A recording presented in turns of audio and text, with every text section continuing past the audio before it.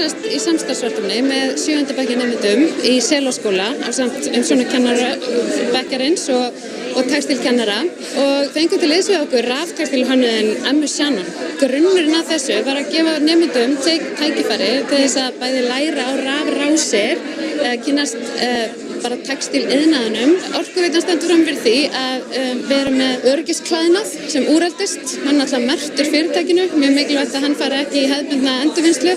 Þannig að það voru góð ráð dýr og við fengum nemendurna til liðs við okkur að skapa nýtt og gamlu og læra handverk og á rafrásir og rafleiðni í leiðinni. Hvernig hefur krökkunum gengið að skapa eitthvað nýtt úr gömlum vinnufötum? Bara mjög vel. Þau byrja á því að gera rafrásina, þannig að gera sauma batteri og peru og síðan verður þetta að einhverju skemmtilegu. Það eru til dæmis vatnsheldar sokka, buxur, okkur svona ljósabúnaðar og skó.